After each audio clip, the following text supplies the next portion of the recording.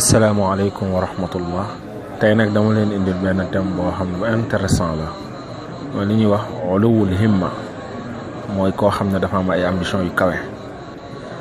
dafa am ñetti xaaj yoo xam ne ci lañuy xaajee nit ñi ñun ñëpp ku nekk ci ñun na jàpp ne daal thème bi pour moom la bu gàtt bi te nara am solo mooy ki ñuy tuddee rajul sifr mooy koo xam ne moom zéro la. moom amul benn yitte ci dara, moom yoonam newul ci dara, lijjantiwul dara, moom bu xëyee daal day nekk ci activité am pare dem yoonam. am na koo xam ne nag moom la ñu tuddee rajul bayna mooy koo xam ne daal yenn saa yi mun na jéem a def benn initiative après mu toogaat waaw bu dara sottee baax na bu sottiwul baax na. am na koo xam ne nag moom la ñu tuddee rajul basma mooy ki nga xam ne moom day jéem a bàyyi empreinte am ci dara. kooku la ñuy waxtaanee tey, kooku la ñuy wax boo saaxibu uluwil himma mooy koo xam ne dafa am ay ambition yu kawe. léegi nag dafa am ay points yu ñu bëggoon indi rek pour ñun ñëpp ñu juger suñu bopp pour xool ba xam am nañ ay ambition yu kawe wala amuñu ko. bu njëkk bi mooy nit ki day dogu, lu ñuy tuddee al azm mooy da ngay dogu.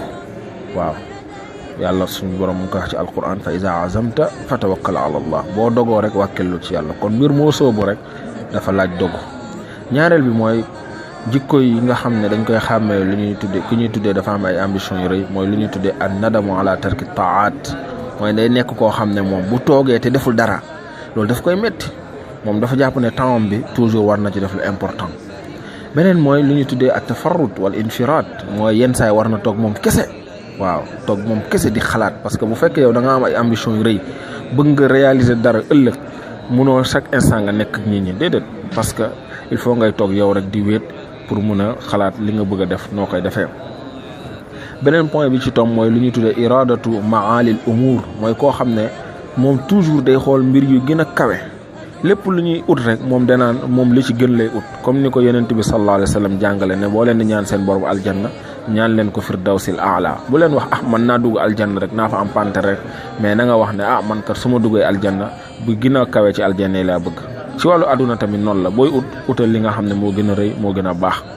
ni ñuy xàmmee ki nga xam ne tamit dafa am ambition yu rëy mooy li ñuy tuddee day ràññeeku mutamayyiz ci diggante ñi nga xam ne ñoom la maaseel ay moromam.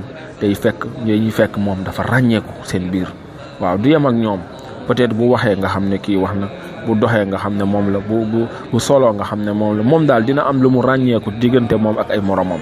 loolu aussi lu am solo la. beneen bi mooy bu ñu tuddee sharifu nafs mooy day nekk koo xam ne moom boppam lay ndamoo, waaye du ndamoo ay maamam wala ndamoo ay papam wala yu mel noonu déedéet. comme li arab yi doon wax laysal fata man yaqulu kaana abi innal fata man yaqulu ha ana za. suñu waxee ndaw koo xam ne jàmbaar la danaan man mii toog la, waaye du naan sama papa nekkoon na lii, sama maam nekkoon na déedéet, mais boppam lay ndamoo. kon yooyu noonu mun nañ jàpp ne ay mbir la yu am solo yoo xam ne ñun ñëpp ku nekk rek da ngay déglu audio bi, seetaan vidéo bi, nga xool nga natt sa bopp yow fan nga toll ci yii ni ñu tudd nii. est-ce que yow ñetti catégorie personnes yi ñu tudd fii ban nga ci bokk?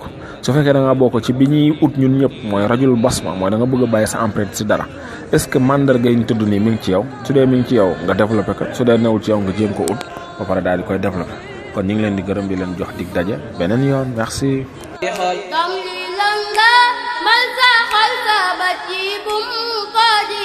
dom li landa mal sa xol sa bat yi bum ko di xol. dom bépp jëf kàddu nit bala nga koy jël nang ko nit. dom bépp jëf kàddu nit bala nga koy jël nang ko nit. yow sama